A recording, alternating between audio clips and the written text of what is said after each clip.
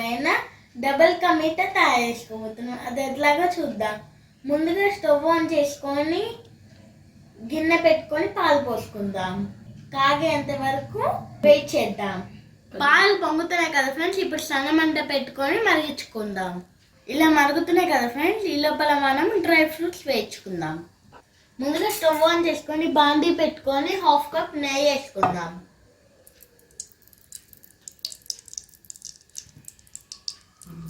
నెయ్యి వేడైన తర్వాత సన్నమంట పైన డ్రై ఫ్రూట్స్ వేయించుకుందాం. చూసారు కదా ఫ్రెండ్స్, డ్రై ఫ్రూట్స్ వేగిపోయినాయి. ఇప్పుడు ఒక బౌల్లోకి తీసేసుకుందాం. ఇందాక డ్రై ఫ్రూట్స్ వేసుకున్నాం కదా ఫ్రెండ్స్, అదే నెయ్యిలో ఇప్పుడు కట్ చేసుకున్న బ్రెడ్ స్లైసెస్ వేసుకుందాం. చూసారు కదా ఫ్రెండ్స్, ఇలా బాగా గోల్డెన్ రెడ్ కలర్లో వచ్చేంత వరకు వేయించుకుందాం. ఇప్పుడు వీటిని రివర్స్ చెప్పుకుందాం.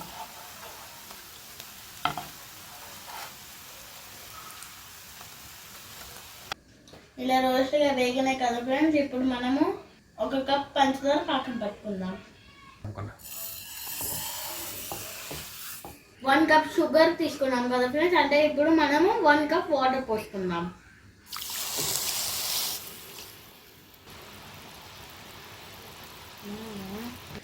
పాలు మరిగినాయి కదా ఫ్రెండ్స్, ఇప్పుడు ఇందులో బాదం పప్పు ఇలాచీ పౌడర్ వేసుకుందాం.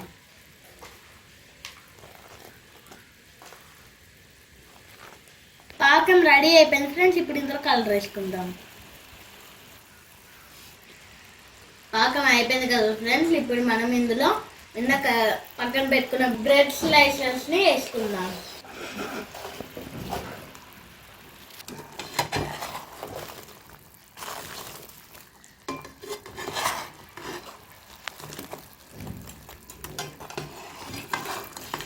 ఇప్పుడు ఇలా కొద్దిగా మెల్లగా తిప్పుకుందాం.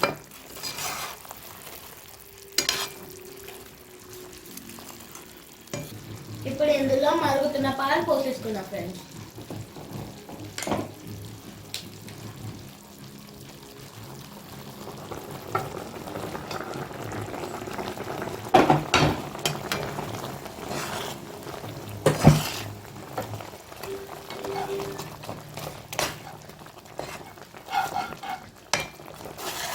ఇలా కలుపుకున్నాం కదా ఫ్రెండ్స్, ఇప్పుడు ఇందులో డ్రై ఫ్రూట్స్ వేసుకొని స్టవ్ ఆఫ్ చేసుకుందాం.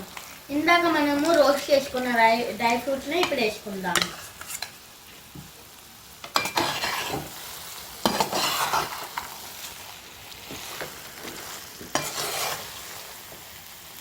చూసారు కదా ఫ్రెండ్స్, ఎంతో delicious and tasty double ka meetha ready అయిపోయింది. ట్రై చేయండి ఫ్రెండ్స్, చాలా బాగుంటుంది.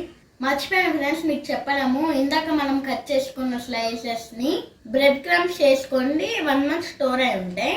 మీకు కనుక నా వీడియో నచ్చినట్లయితే please do like, share and subscribe to SAHAS kitchen. Thank you, bye.